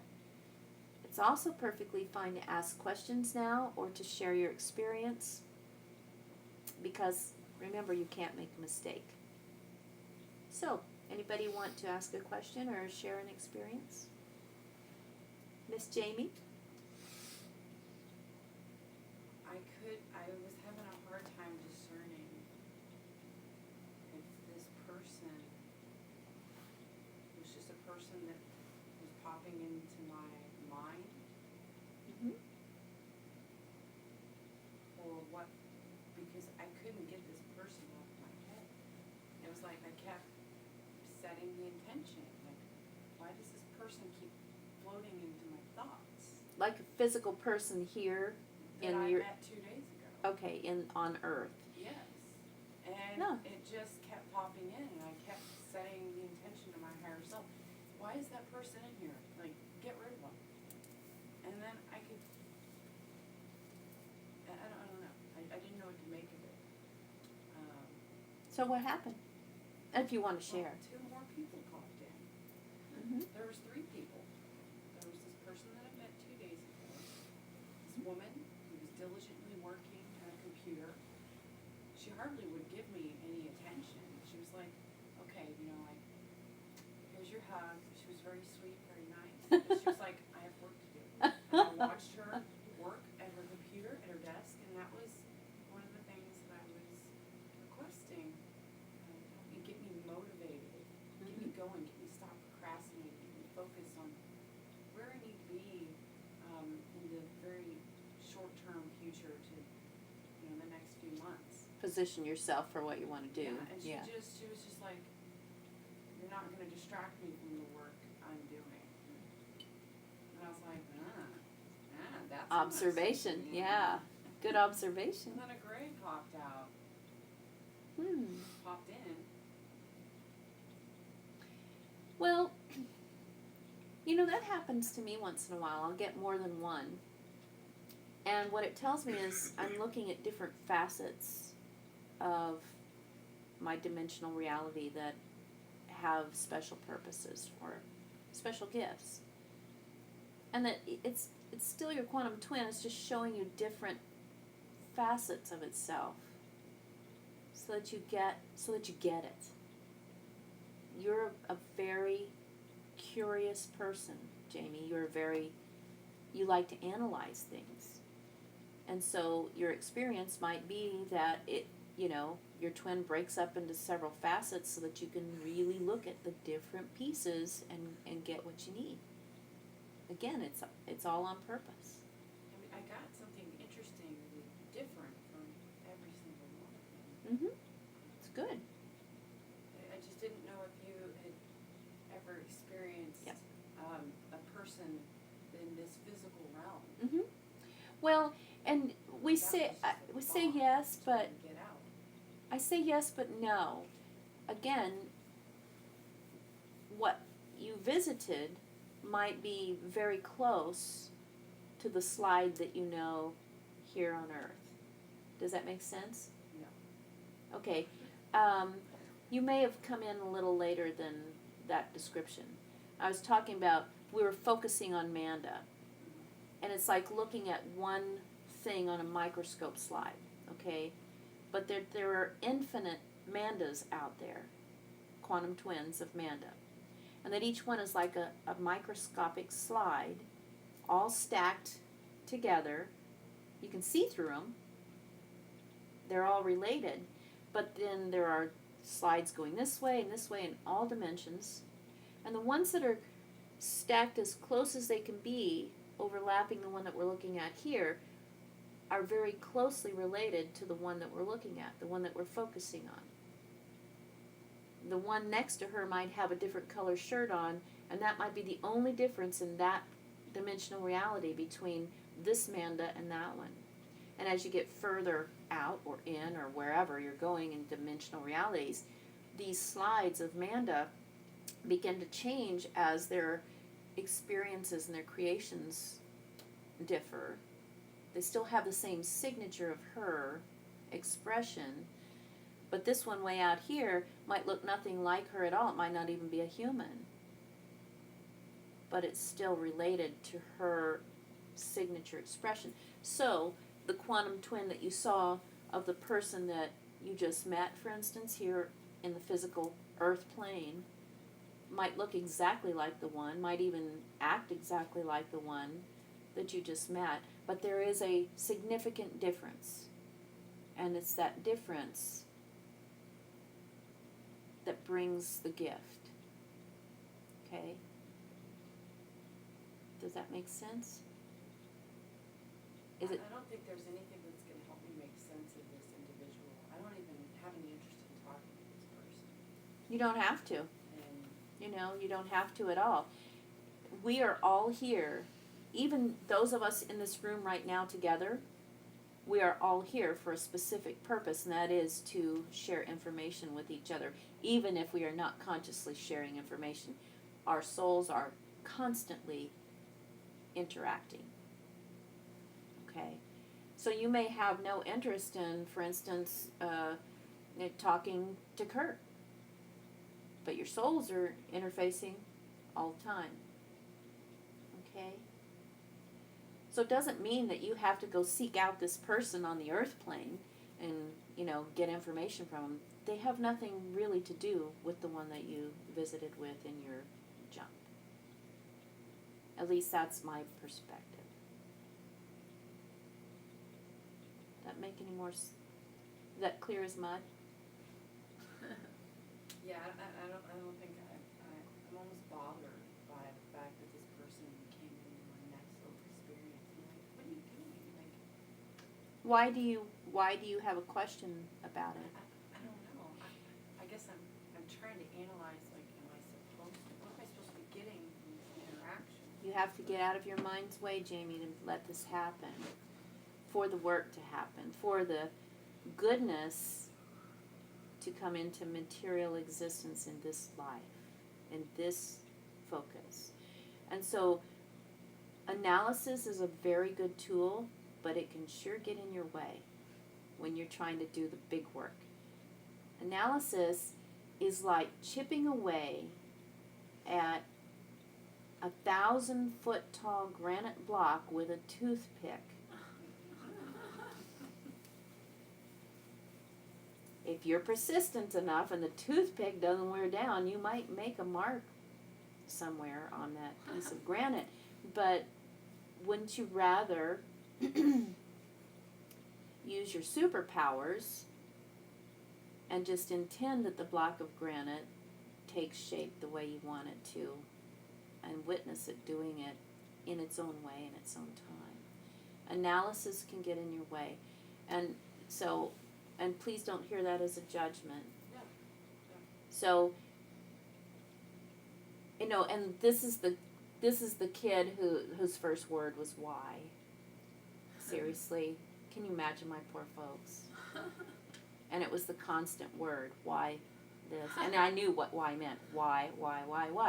Well, talk about analysis. We don't have to know why. We don't have to know, okay, the words of journalism, how, why, where, when, what? Throw them out in this practice. You know what word you need? Be. Just be, and let it all flow. Remember, we're in a stream of consciousness. And what manifested in your jump, don't analyze it. Just let happen what's going to happen and trust that it is the perfect experience, because you, Jamie, are that creator. You created all that. My question to you, because I still want to ask why in the physical realm, is why don't you trust yourself? Why don't you trust your experience and just know that it is perfect and not be bothered by it? Because remember, when you try to control something, there's usually resistance. And where there's resistance, there's not very much momentum. There's not very much growth, right? So, Maybe just to watch it to see what happens to it. good point. Direction, just to see what direction it's going. Observation. Just observe it. You're a great observer. What you just described was a great observation of your feelings. I am not in any way trying to undermine the fact that you're having feelings about this. It's okay to have feelings. Just don't let them get in your way, if you can help it. And it's a practice. That's why we call it practice. It's not perfect. It is all perfect, I guess, but it's still practice. I do want to revisit that gray that I saw, though. I'd like to spend more time sharing with them. Yes. And so, set the intention for your next jump that you're going to go visit it. Or that it's going to visit you. Anybody else have something they want to discuss or ask about? I do. Yeah. So if my tongue stays on the roof of my mouth, that I stay in that state all the time? What do you think? Because my tongue is always there. I sleep that way. So do I. And when I try to pull my tongue off the roof of my mouth, it's like my mouth quivers. The world comes in. There is something more to the Bhaga Mudra. It's not just about quantum jumping, by the way. This is a very ancient yogic technique. And it would take me a whole weekend to describe the reason why we put the tip of the tongue to the roof of the mouth. It's to close off your moon center. So this is some esoteric yogic wisdom. So, blink out if you don't want to hear it. But basically, you have a chakric system. And the main chakras go up your spine. There's one at the pelvis. That's your root chakra. There's one kind of at below your belly button. That's the sacral. One kind of at your solar plexus. One at your heart. One at your throat. And one right here. And then one at the crown. And then there are billions of others, smaller ones, and they all interact and feed. But these are the main ones. Well, the one at the pelvis kind of points down like a funnel. These things kind of point like vortices, funnels. And they're like breathing apparatus. They breathe in and out energy, okay, and information. The one at the crown kind of points up if you want to give it dimension, okay? So the rest of them, there are fronts and backs, and they do this. And they're all the same, like the one at the sacrum is pointing out here and pointing out here, and they breathe in and out. Well, the one here doesn't go straight back through your skull. It's here, and it's back here. So it kind of comes at a diagonal. And rather than it being just one with two sides, it's literally split in half. The front part is called the sun center, and the back part is called the moon center. And they have related but very different purposes. The sun center is to help you breathe in and out the energy of your intuitive expression of who you are as a being, as a singular, unique personality. So, when people walk around saying, hey, what's your sign? They're talking about your sun sign, where the sun was at the time of your birth in relation to the place you were born on this earth plane. Because that is a symbol of who you are expressing in the physical world. My sun sign is Aries. So I'm kind of, got a lot of energy. I'm a motivator. I'm a pioneer. I'm also, can be warlike if I want to be. That energy can go to an extreme. I could be a warrior, and I have been a warrior. I was a fighter in my recent history. Strong, powerful, easily irritated, easily distracted. There are positive and negative aspects of that. So the same with the moon center. The moon sign is the energy of who you are internally. These things have to do with your intuition, with your psychic ability, with your telepathic, or my teacher would call it telepathic, superpowers. They're not superpowers. Everybody has them. We've just closed ourselves off for them. So, when you put the tip of the tongue to the roof of the mouth, the Bhaga Mudra, it is a great programming tool. It's like programming a crystal. Our computers, our phones, our radios, everything run from crystals that have been programmed. They're easily programmed. Well, the Bhaga Mudra programs the crystalline substance in your physical body, in your DNA, but also programs your consciousness to do a certain thing. It's a very cool tool, and you can program it to do all kinds of things, but its main purpose is to close the door of the moon center so that the world doesn't come in and distract you from being who you truly are. So you might have some fun with this and just kind of notice once in a while. When you're in a room, for instance, with a bunch of people having chaos. Let's say you go into a conference room at work and everybody's in discord. Check in with yourself and notice where your tongue is. I bet it's at the roof of your mouth. And you probably didn't even know what it meant, and you've probably always done it, because this is something that is built into us as masters of the universe who've come here in a physical body. It's a protective device as well as a programming device. You might notice that you sleep with your tongue placed to the roof of the mouth because you want to go inward when you sleep. You want to become conscious as a dreamer because that's where you create. That's for the other group, the quantum dreaming group.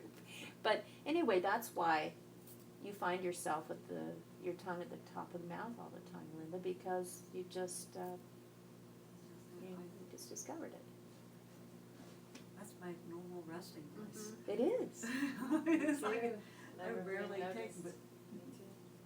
I rarely Yeah, take if you the- check in with yourself, you might realize you've always done it. You just didn't know why.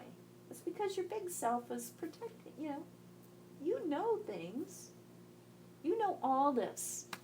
I'm just here to help you remember it. Yes. The Bhaga Mudra is the tip of the tongue Mm-hmm. against the roof of your mouth. But I've noticed, as you were saying that, the flat of my tongue is usually always against the roof of my mouth. Is that the same thing, or is it different Yes. or related? It's the same thing. Each of us is a unique expression in physical manifestation. Some people, and I say the tip of the tongue, you can't put your whole tongue up there, obviously, because it's got that little hangy thing that attaches it to the bowl of the mouth. But the tongue to the roof of the mouth. Now, a more accomplished, and don't hear that as a judgment against those who only put the very tip of the tongue to the roof of the mouth, because it takes a little bit more practice, because it's a little more irritating and or scary when you first try to do it. Those who practice esoteric yoga, as they meditate, as they do breathing practices, they do some other things like this, quantum jumping, deep meditation, if you will. Often they begin doing the practice with the tip of the tongue at the roof of the mouth, but then they start to curl the tongue backwards. So now the bottom, flat part of the tongue is at the soft palate or behind the teeth, wherever you're comfortable. And very illuminated, accomplished yogis, those guys that you think about when you think of a real yogi, the little guys in the dhoti diapers and sitting up in the cave and with the long dreads and the birds making nests, the beard. Those dudes literally swallowed their tongue. We call it swallowing the tongue. It's still the Bhaga Mudra, but the tongue goes all the way back. Somehow they can relax it. They have worked for years, and this is physical yoga, to stretch that, and I never can think of the name of that. This little thing The here? little hangy thing that attaches the tongue so it doesn't just fall out of your mouth. But they literally, what we call swallowing the tongue, although it's not really swallowing, it's just curving all the way back against the back of the throat. And what that does is it literally closes off not just the moon center, but it closes off the back of the fifth chakra, which is your communication center, so that you are only communicating with yourself in the deepest level. Cool. So it might be something that you work on. I've been working on it since I was 13. I can get my tongue curled back just far enough where I start to get scared that I'm going to puke, and then I stop. I can't get past it One of right my now. You can. right now. I can. My mind says you can't get past it. You haven't got there yet. Are you And talking about, It really hasn't been my focus This to try this it. thing right here. no, I know, but you're talking about curling your tongue up and back? or Yep. Just like, Nope, or- up and back, so that the bottom of your tongue is on the roof of the mouth, and then it curls back, kind of like a It's scorpion's pointing tail. It's backwards. pointing backwards and Like going a down U. your throat. Okay. Mhm. One of my books talks about, they give you exercises on how to stretch that. And Little thing. there are a lot of other properties, and like I said, we could do a whole weekend workshop on just this one thing, but there are so many properties and reasons why you might wish to practice that. And it's even better if you go up in a cave and wear a diaper and let the birds poop in your beard, because you sequester yourself away from the world, in other words. You become an aesthete. And I will tell each one of you in this room what my guru told me many years ago, because I see you. I see you. All of you have already done that thousands of times. You're past it. You might want to take a little vacation up to the Himalayas someday and sit in a cave for a week and fast and chant with those yogis and have that experience again of home. But you've already done it thousands of times, or you wouldn't be sitting here in this group right now being reminded of it. And you're still doing it all the time, always, forever, all at once.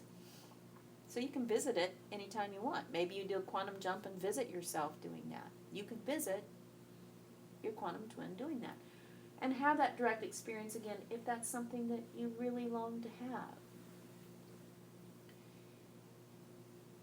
There is great meaning and purpose in going on retreat, if you will. Whether that retreat is for a day, a week, or, a lifetime, or many lifetimes.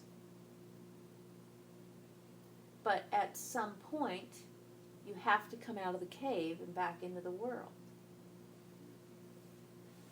When you come back into the world, it's not the same as it was in the cave. Can you take your practice, as we say, off the mat and into the world? Can you take it out of the cave and into the world and be of service and still maintain that beauty, that peace, that joy, that love that you had figuratively in the cave? That you were just in the cave. You were in the crystal tunnel. You were in a dimensional reality where you were visiting another part of yourself. You can do this at any time.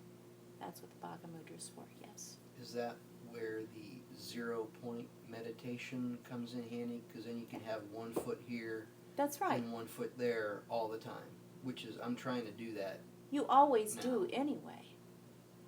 Whatever serves, and again, it's like Jamie. You like to know certain things. You like to know that you are still here and not going to just disappear out there. If that makes you feel more comfortable with these practices, do the 0 point before you go into a jump. Stay grounded. But I'm here to tell you, you don't go anywhere that you can't come back from, because you're already there. Always, forever, all the time, all at once. It's just how you want to conceptualize it, right? And so some people do it with Reiki. Some people do it with ecstatic dance. Some people do it with drinking ayahuasca. Some people do it with prayer. Some people do it by doing the dishes. You get to choose. And you get to experience whatever you want to experience. And I'm here to tell you, life is so rich. So experience everything you can. Experience everything you can in this physical realm, like you're doing right now. Accelerated learning. This man he dives into all these practices. In just the last few weeks, you've dived yourself into oil pulling and sun gazing and 0 point meditation and Akashic records and Reiki and all this stuff, and it's amazing to watch the transformation. But Linda might do it by going to sleep with the tip of her tongue on the roof of her mouth and make the same progress. Because we're all a different signature, a different cell of the same organ, of the same organism, we express differently and we experience differently. And yet we're all kind of working on the same thing ultimately, which is life. It's just life. So however you want to do it, do it. I say go for it. Mix and match. Now I've had teachers tell me, you cannot serve more than one master. It says that in a book somewhere. And you're not serving more than one master. Your master is your soul. So it's okay if you take 12 classes in the School of the Soul this semester, if that's what you feel like you want to do. Mix and match this stuff. You know, be like Bruce Lee, Jeet Kune Do. You know, he was a pioneer. He fought a system that said you cannot learn more than one martial arts system and study under more than one master because it will degrade your practice. Blend And 'em. boy, did he show them something else, because he decided to learn from many different things, and his big expression was, learn as much as you can and let each one of those be tools that you keep in a toolbox or a tool belt. You may only use this one thing one time in your life, but at least it's in your tool belt. You know? Don't adhere to dogma, don't adhere to one route to your ultimate conscious experience. And it's okay to mix and match. I do it all the time. It's fun. Yeah, so Don't be rigid. don't be rigid. Be like water, my friend, he said. Water flows and takes the shape of whatever it flows into. Water can be gentle and cleansing, and water can be powerful and destructive. Be like water, my friend. Okay? Debz, I just have to say, my other Aries male friend, he just told me that same thing, quoted Bruce Lee, just like yesterday. So I just have to say that because he's also an Aries. He was showing me some moves and telling me about Bruce Lee, so it's just kind of interesting. Yeah. Which tells me, you know, it's just validating we are all part of the same one. And sometimes we're real in tune. So there must be something there that you're trying to teach yourself, or you wouldn't keep getting that same little example. Yeah, it's very cool. I love that stuff. Does anybody else have, did anybody have an experience that they were confused about or excited about or want to share anything about? You don't have to, by the way. This is a very personal thing. I can share mine, I guess. And Please. everyone else's. Please. Well, it's a little different than like what you described, like why you're talking about the meditation, because my portal was already like open. It looked like a portal, like a door. So I was kind of like, you're kind of like touching stuff. It's like, I'll wait. I was kind of That's worried cool. about this. I was like, I'll wait a moment. Yeah, that's cool. And then, Awesome. so I stepped through that, but the world that I was in didn't look very physical. Like the beings in it were physical. Mm-hmm. I was physical, but like I looked at the world as like the world kind of like this bluish energy. So I don't know if that was like a way for me to. I felt like it was a way for me to understand it on a less physical level and more on like an energetical level, because I asked about. I didn't really know what my intention was. I didn't really set one particularly. Kind of let whatever one come to me, and like the dude in mine was manifesting all his stuff by like he would like I could see him like sending like small pieces of just really small pieces of energy to different people to like whatever he wanted to manifest he would just send out.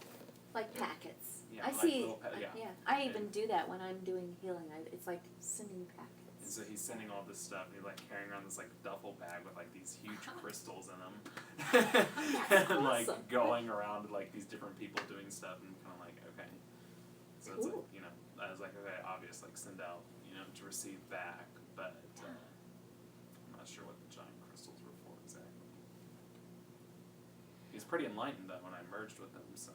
How did it feel when you merged with your twin? It felt really the same as I do, except like extremely elevated. Like,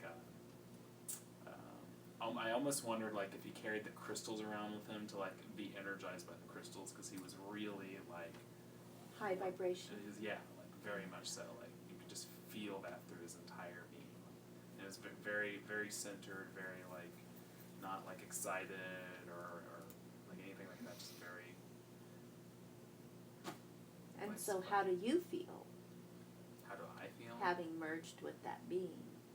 Do you feel, physically, do you feel different in your body? Just answer honestly. Not really, but well, because it's like it wasn't really emotional. Like it was Mhm. it was very like just throughout the body. So I feel less tired. Mm-hmm. So that Cool. would make sense considering. Yeah, the vibration You know, would have lifted you up out of fatigue. I didn't stay in the body as long as like I got to a point where like it was kind of hard to like stay in it, so I kind of like jumped out early, Mm-hmm. and then I went to like look at the world, and the world looked different. Like the planet was Mhm. different. So. Cool. So this, again, your experience is your experience, and it's all perfect. You know, I've had jumps where everything was just this velvety black, and I didn't really see or feel like physically a twin, but I had this vibration of intense, loving peacefulness. That's where I was at.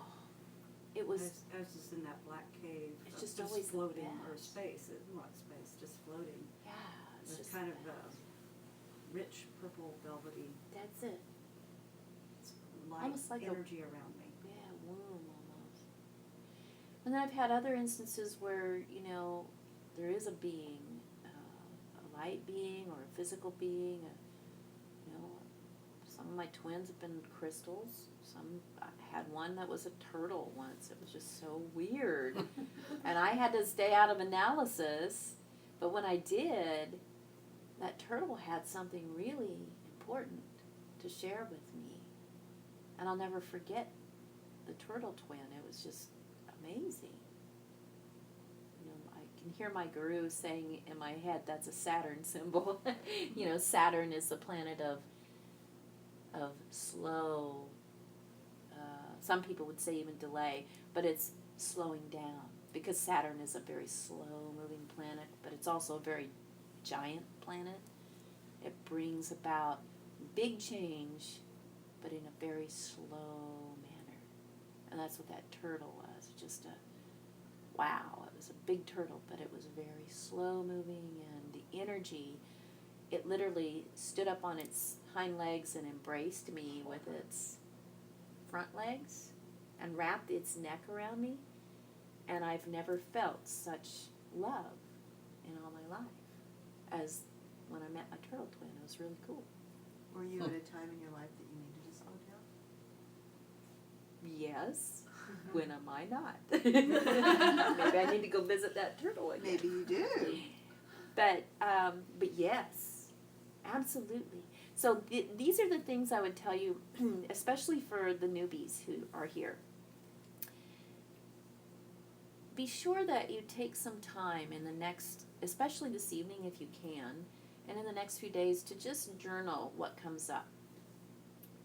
You know, what are the most imperative points of your day?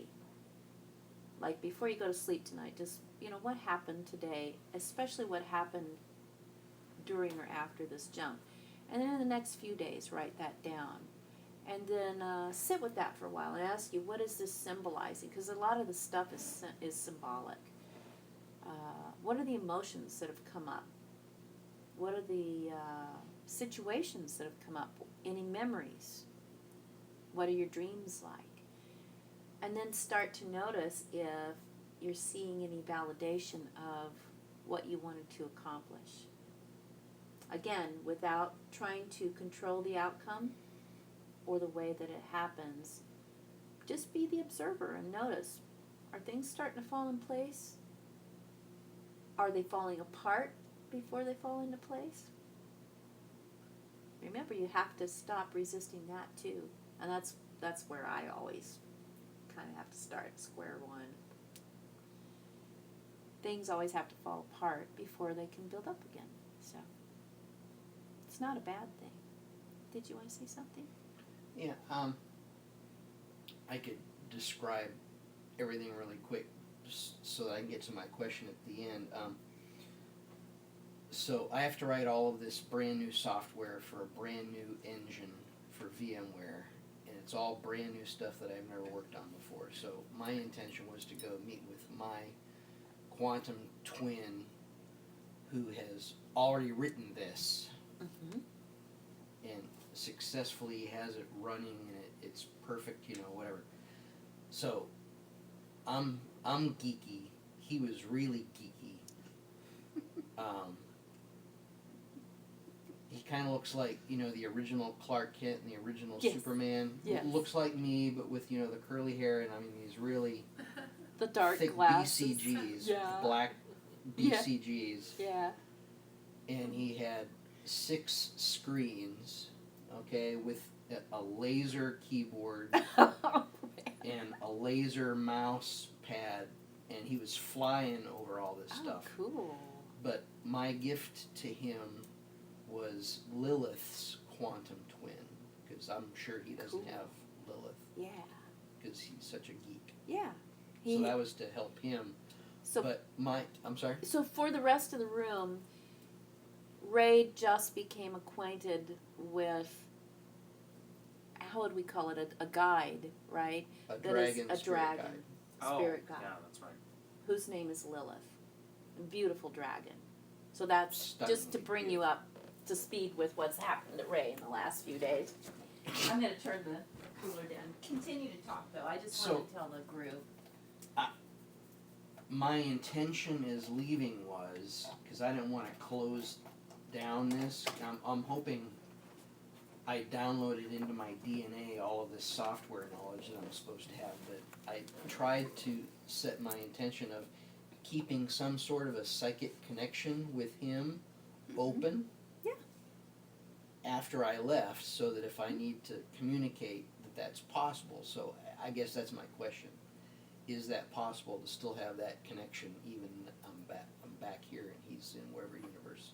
What do you think? I think the answer is yes. I know the answer is yes, because everything is happening all the time, all at once, forever, always. As long as In we the stay out same- of our way. That's right, as long as you stay out of your mind's way. If that is the intention that you want, Ray, Look so out. be it. Yeah, and look out. Yeah. So be it. I've had people say in these quantum jump workshops, for instance, I've had many people say, I didn't want to leave. The love that I felt was so deep and it was so perfect there already. Why would I want to come back here? I didn't want to leave. And I say, why did you? You're still there.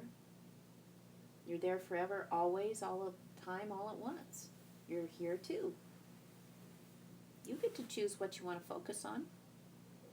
You can go back and visit anytime you want. That can be your intention, is to visit a certain dimensional reality and a certain quantum twin. But when you're wanting to manifest something or release something or heal something or understand something specific, you might get into that analytical mind state and get in your way of getting into the stream by saying, I only want to go visit this one twin in this one place. So don't get caught up in that trap. But it is absolutely perfect if you want to maintain an open, conscious stream of communication with that particular twin at least until it feels like you don't want to anymore. That's cool, that's fine. I do it all the time. I have, this is what we call our guides. Your twins are your guides. They just take different form, different shape, and they change and morph symbolically to fit what you need when you need it. And my teacher would say, again, that's the definition of true abundance, by the way. Having what you need, when you need it, to do what you need to do when you need to do it, period. It's not having money. It's not having this or that. It's having just exactly what you need when you need it. So, period. He always says period at the end of that. So infuriating. And now you're doing it. Now I'm doing it. It's like you hear your mother's words come out of your mouth.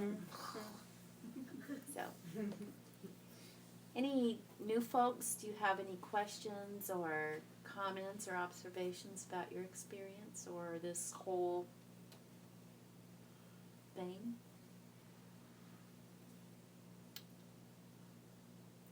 It was amazing. That's all I can say. Yeah. Cool. Amazing. Just, It was not that I'm great. not anyway, but. Do you know why it was amazing? Because you're amazing. Because it's all you. All this was just you having an experience with yourself. And sometimes we don't give ourselves permission to truly be with ourselves, do we? And so it is kind of flabbergasting when you realize just how amazing you really are. Yeah, because you could do this in your own house, but I have the busy thing. So Yeah. when you drive somewhere, Yeah. it's like exercising. If you go to the gym, Yes. you could exercise in your living room, but if you go to Yeah. the gym, Yeah. you're gonna, it's more of a discipline. So Yeah. I could do this at home. I'm working on that. It's a practice. Yeah, it's a discipline. It's kind of like introduce myself to myself. Yes. Isn't it? I had a lot of clarity on a lot of things that's happening. Cool. Nothing in particular as far as, touch and base, but I'm sitting here thinking, what did I get? And it's just a lot of clarity of things that are coming into place where there's. That's cool. Sometimes I have that feeling state too. That's the feeling state I get from a quantum twin. Sometimes it's just this feeling of clarity. It's nothing specific. It's just, oh wow, I really do know what I know. And I could trust that. And when you're in that place, that feeling state of that, you are unstoppable. You don't have to describe what you know. You don't have to analyze it. You just know. That everything's going to be okay. Everything's going to be all right. That's right. So, yes. I felt like I was getting ahead of you, and that nothing wrong with this, but I felt like your voice was kind of annoying me. No. But Yeah. but at the same time, it was like shocking me back. Yeah, sometimes it would. Like I was almost drifting off, not to sleep, but Mhm. off onto my own little In your thing. journey. Right. And it would jolt me back, Mhm. to, okay, we're doing this, come Mhm. back and do this. Mm-hmm. And so I was like annoyed a little bit, but I'm like, all right, but it kept me conscious. That's Is what it funny. did. So, Well, and you know what? That's a very valid experience. I've had that experience with other teachers. In fact, my own teacher who taught me this particular practice, I'm like, why don't you just shut up for a while because I just want to float here and like, have I'm that. doing it. And the answer that I always get is, this is how we teach it, now you go and do it the way you want to do it. You have the experience. Now you have the tools. They're actually embedded in your DNA. You won't forget how to do this. But it's like, let's see, how do I put this? Okay, I'm married to a musician. He spent half a lifetime learning all the rules of music theory. I mean, he is a professional musician. This guy is amazing. But he has learned the rules so well that now he can break those rules in such a way to give it his own flair. It's still music, it still works, it all resolves, so it's not discordant. But it's like jazz. I mean, have you ever listened to jazz? You just see people come and jam in a jazz thing, and they're just walking up and joining in, and they're like, how are they don't even know each other. How are they making music? It's because they all know the rules of music theory, somewhat, or in great depth. And then all of a sudden one dude goes off on a tangent somewhere, and that's what we call a solo. And then that might go on for 15 minutes, and then all of a sudden they all start converging again. It's like they're of one mind, and then the next guy goes off and does this, and then this lady goes off and does this. And it's like this practice. You learn kind of the guidelines of how to navigate, and then you just do it how you want to do it. You play it the way you want to play it, and you don't have to have anybody guiding you with a voice anyway. You don't even have to think about it. Remember, feeling state, direct experience. Get in the Bhaga mudra. Set the intention you're going to be in the theta state. You're there. You know how it feels? It just feels kind of relaxed and free. Then set the intention you're going to meet with your twin. You don't have to go through that whole crystal tunnel portal thing if you don't want to. You don't have to count. Just go, Bhaga mudra. I need to solve this problem. Going to meet with the twin that can help me solve this problem, and you're there. Might take 30 seconds. Stay awake. Might take 30 seconds. If you got more time and you want to have a more fun experience, go ahead. It's all you. So, yeah, washcloths go here. Thank you. Become I know, unlimited. Huh? Become unlimited. Yeah, remember that you're unlimited. I have a question. Yes. Is the feeling experience important? Is it really important to kind of nail that lesson? What do you think? For me it is. Yeah. Okay. For you it is. Okay. What For was your Susie it question might be a again? whole different thing. Is the feeling, I asked, it was the feeling part of it. The feeling. The feeling how you state. feel. The Yeah. feeling state, is Yeah. that important in general? And it is for me, so. So there's your answer. My big self teacher says yes, it's very important, but everybody experiences that in their own way. I truly believe that the pivotal teaching of this whole practice is the feeling state, not the thinking state. The feeling state. And I'm not talking about physical feeling. I'm talking about feeling. That sense of being. Yeah. Like Kirk was saying, emotionless, though, it could even be emotionless, but it's a state of feeling. Okay? Emotion's okay. You can be there and be like, oh, I'm so blissed out. You know, but I have to go. I love you. I know. I have to go too, you guys. Thank you so much. And if you can, please leave your donation in the little box here in the front room by the candles. Howdy. And thank you so Good to much see for you. being here. All of you are wonderful. Be safe out there. Oh, I really do. And for you, all who are watching this webcast, and by the way, I'll send you all the link if each of you wants to email me or Facebook me. If you don't know either of those addresses, get one of my cards on the little dresser out here and ask me, but I'll send you the link to this so that you can watch it again. Unless you don't want to hear the voice. Then don't. Can we just get the music too? I mean, there's. Yeah, I will post. You I wanted always fall to. You asleep wanted when I to just meditate. go. I'll post the music on our Facebook page or